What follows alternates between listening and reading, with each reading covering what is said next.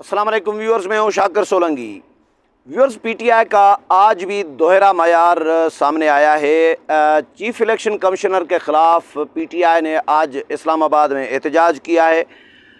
वैसे तो red zone में एहतजाज करना था डी चौक पर और इलेक्शन कमीशन के बाहर, यानी parliament house, election commission of Pakistan और डी चौक ये एक ही जगह पर हैं, एक ही किलोमीटर के अंदर हैं। तो वहाँ पर एहतजाज करना था। अपने कारकुनों को बुलाया था पीटीआई ने, पीटीआई के चेयरमैन इमरान खान ने, लेकिन हुकूमत ने इजाज़त नहीं दी। हुकूमत ने रेड जोन को मुकम्मल तौर पर सील कर दिया, कंटेनर रखे गए और जितने भी रास्ते आते हैं रेड जोन की तरफ वो तमाम रास्ते ब्लॉक कर दिए गए ताकि पीटीआई के कारकुनान जो हैं वो डी चौक की तरफ ना आ सकें और इलेक्शन कमीशन की तरफ ना आ सकें, क्योंकि इनका कोई भरोसा भी नहीं होता कि ये कमिटमेंट भी करें, वादा भी करें, कसम भी उठाएं, तो इन पर कोई एतबार करने के लिए तैयार नहीं होता। क्योंकि पीटीआई ने 2014 में चौधरी निसार के साथ धोखा किया था, धरना दिया था यहाँ पर आकर रेड जोन में पार्लियामेंट के बाहर, और 126 दिन का धरना आपको याद होगा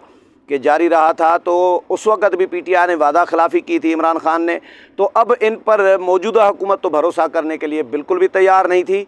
तो हुकूमत से जब इन्होंने दरख्वास्त दी बाज़ाब्ता तौर पर डी चौक पर एहतजाज करने की, तो वो हुकूमत ने दरख्वास्त मुस्तरद कर दी और हुकूमत ने इनको तजवीज़ किया कि आप F9 पार्क में जाकर एहतजाज करें, जलसा करें, नारेबाजी करें, तकारीर करें, जो कुछ करना है जाकर F9 पार्क में करें, या H9 का जो पार्क है जहाँ पर मौलाना फजल रहमान का आज़ादी मार्च आया था और बाद में दूसरा मार्च भी आया था, वहाँ पर इनको जगह बताई गई कि वहाँ पर आप एहतजाज कर सकते हैं।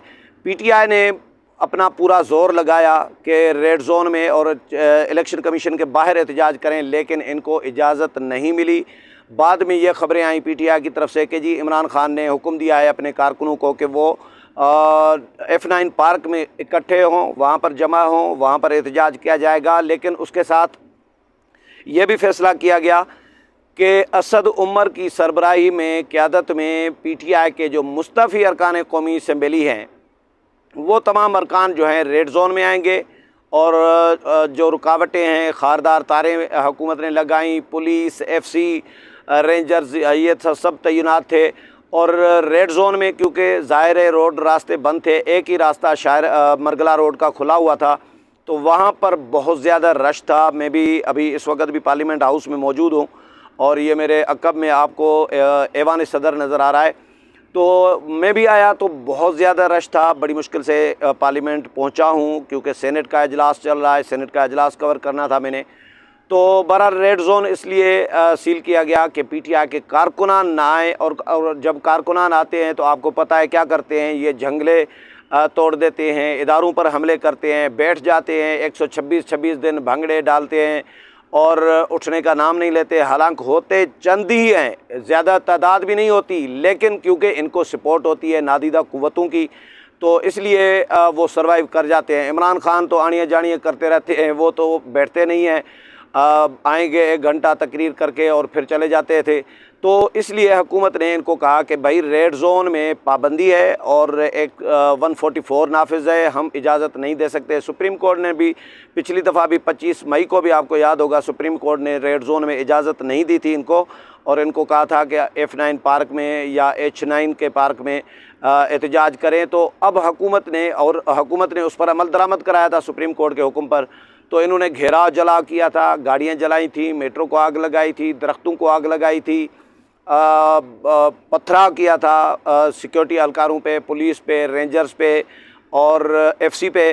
तो इसलिए पीटीआई इंतशार चाह रही थी कि पार्लियामेंट एहतजाज करना है ना, कि भाई तो पार्लियामेंट हाउस के सामने क्यों, डी चौक पर क्यों, इलेक्शन कमीशन के बाहर क्यों, आप कहीं भी एहतजाज कर सकते हैं। मीडिया कवर तो कहीं भी कर सकता है, F9 पार्क में भी मीडिया पे कवरेज ही चाहिए ना, एहतजाज रिकॉर्ड पर लाना होता है ना, तो वो तो कहीं भी हो सकता है। लेकिन इन्होंने क्योंकि इंतशार फैलाना होता है, इसलिए इलेक्शन कमीशन के बाहर आकर एहतजाज करना चाह रहे थे। तो कारकुनों को तो इजाज़त नहीं मिली। कारकुनान तो इमरान खान ने कहा कि F9 पार्क में इकट्ठे हों, लेकिन असद उमर की सदारत में, क़यादत में इनके जो मुस्तफ़ी अरकान हैं कौमी असम्बली के, उनको कहा गया कि वो रेड जोन में पहुँचें और इलेक्शन कमीशन के बाहर एहतजाज करें।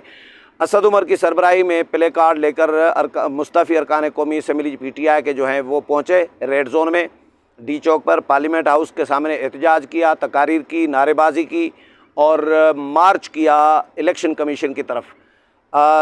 چیف الیکشن کمشنر کو پہلے ہی پتہ تھا، ظاہر ہے سیکیورٹی سخت کر دی گئی تھی الیکشن کمیشن کے باہر بھی اور ریڈ زون میں بھی، ڈی چوک پر بھی۔ تو چیف الیکشن کمشنر تو نکل کر چلے گئے الیکشن کمیشن سے، لیکن یہ صاحبان آئے اور اپنا احتجاج ریکارڈ کرانا چاہا، لیکن جو یادداشت نامہ تھا وہ چیف الیکشن کمشنر کو بائی ہینڈ روبرو ان کو نہیں دے سکے، ملاقات بھی نہیں کر سکے۔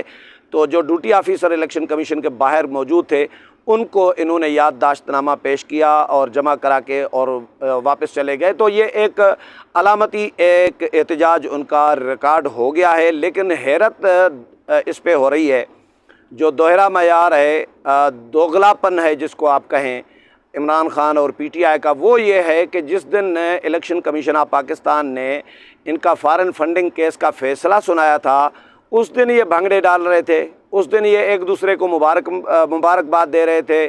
عمران خان، فواد چودھری، شیخ رشید، اسد عمر، یہ سارے، شاہ محمود قریشی، یہ سارے ایک دوسرے کو مبارکباد دے رہے تھے اور دعویٰ کر رہے تھے کہ بھئی جی PTI کی فتح ہوئی ہے، ہماری فتح ہوئی ہے اور کیس ہمارے فیصلہ ہمارے حق میں آیا ہے۔ لیکن اب احتجاج کر رہے ہیں 2 دن کے بعد۔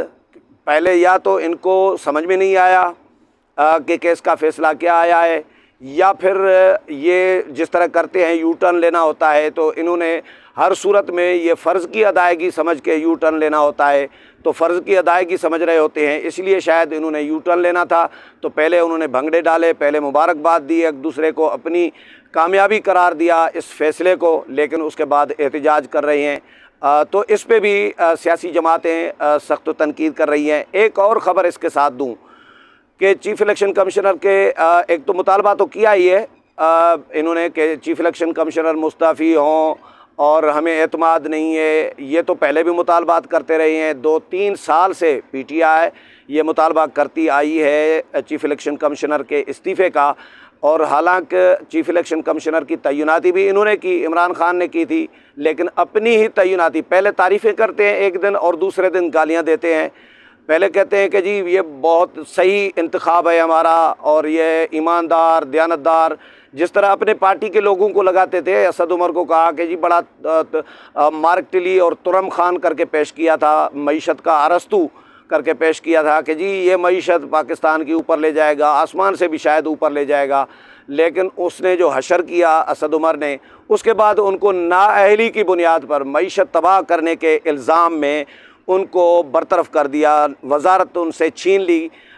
تو یہ اسی طرح فواد چودھری کو وزیر اطلاعات لگایا، یا جو فردوس عاشق امان ہیں ان کو وزیر اطلاعات لگایا۔ تو ان کی وزارتیں جن سے چھینتے رہے ہیں، جتنے بھی وزراء ان کے رہے ہیں ہم عمران خان کے، تو ان کو نہ پہلے ارسطو کر کے پیش کرتے ہیں کہ یہ اس معاملے کے بڑے ایکسپرٹ ہیں، ایماندار، دیانتدار، بعد میں پھر وہ ان کو گالیاں دیتے ہیں۔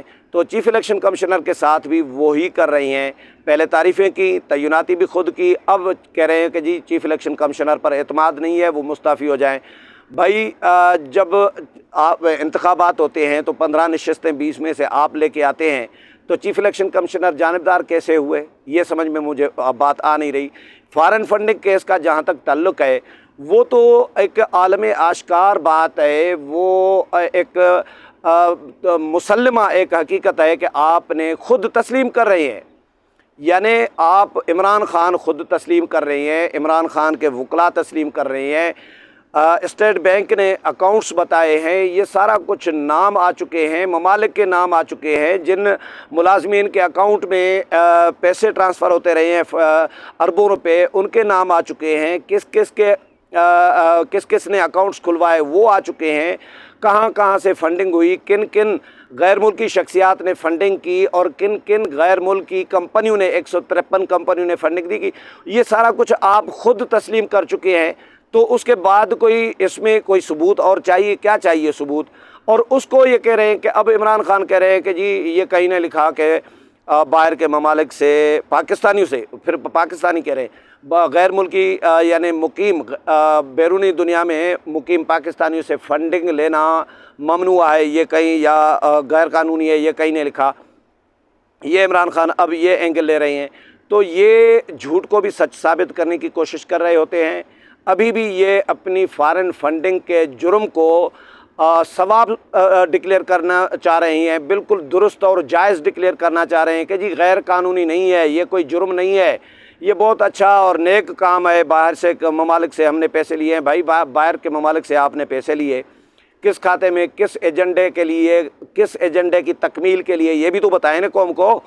आपने खान साहब ने जिस तरह मईशत तबाह की, कश्मीर मोदी के हवाले कर दिया, दुआएं मांगी मोदी के लिए, सी पैक रोक दिया, लाखों लोग बेरोज़गार किए। पाकिस्तान में एक सियासत में एक सियासी गंद जो है या सियासी जो आलूदगी जो है वो खान साहब ने मुतारफ़ कराई, वो कोई ये नए काम किए हैं। इदारे अगर इनके साथ चलें तो इदारों की तारीफ़ करते हैं, और इदारे अगर इनकी बात न माने तो इदारों को गालियां देते हैं।